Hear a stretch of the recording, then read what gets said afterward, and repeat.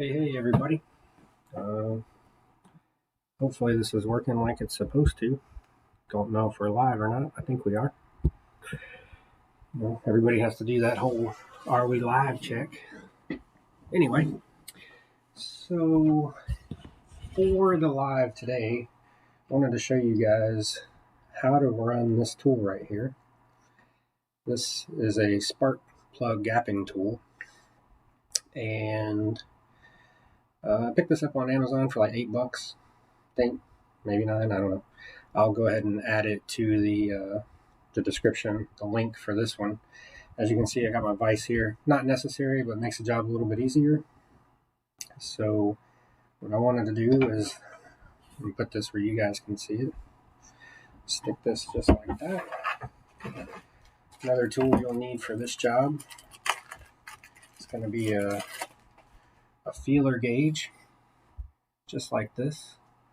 I don't know if you guys can see that, but I'm going to be setting, I guess you can't see it, on the feeler gauge. There's a little imprint stamped onto it that shows you exactly the thickness of each feeler. So we'll get to that in just a second. And let's see what we got going on here.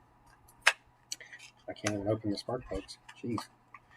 So anyway, this is an NGK TR6. Believe it or not, this is what's going in the Mustang. I'm actually working on it today. That's why I decided to do this live.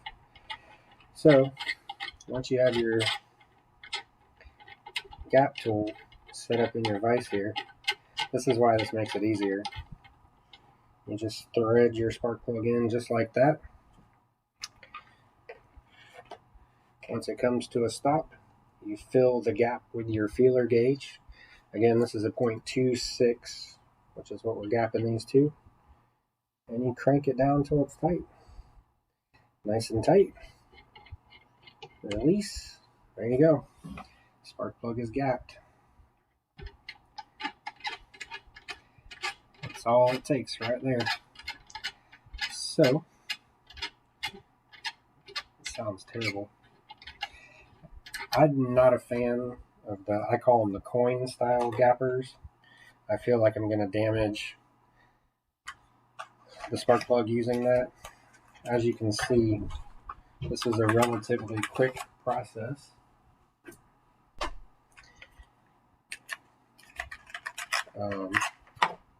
Get the next one. Tighten her down. Again, I just grabbed this vise out of the shop off the workbench. This is a new to me vise. Go ahead and feeler gauge in. Crank her down. And she's done. Should be fairly simple to get, 8 of these done in under 5 minutes this way. If you don't have a vise like this, obviously, you can hold this tool. Just the vise kind of acts like a third hand, which makes it a little bit easier. I'll show you how to do that outside of the vise here in just a second. And see. We'll see what I'm talking about as soon as I get it out here.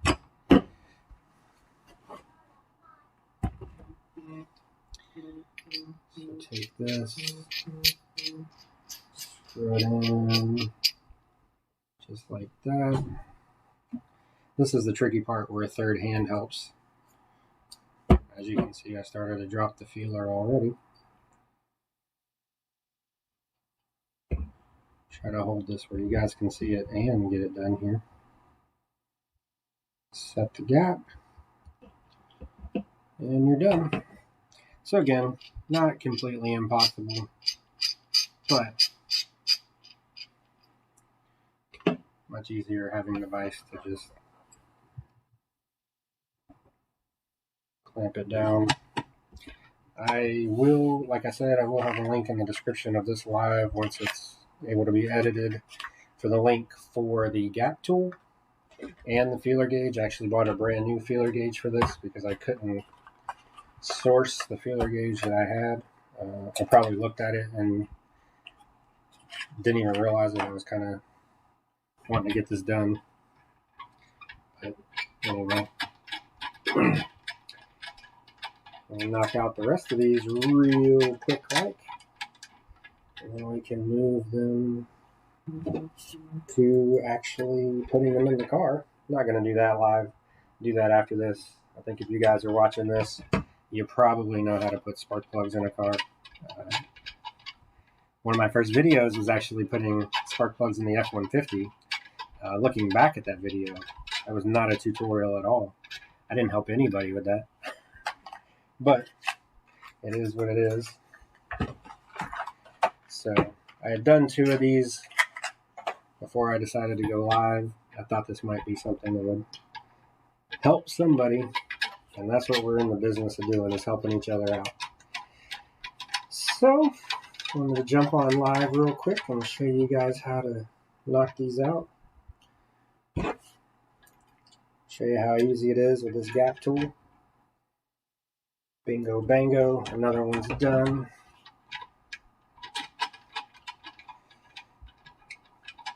And I'm doing this, as a tutorial to show you guys, so I'm doing everything backwards. If I was doing this myself, I would have this on this side of the vise, and it would make it a little bit easier to see everything I'm doing. That shows you how easy this process really is.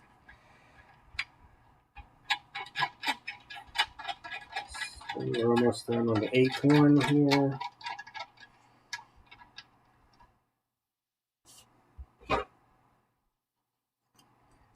Feel her in, crank her down, boom, done.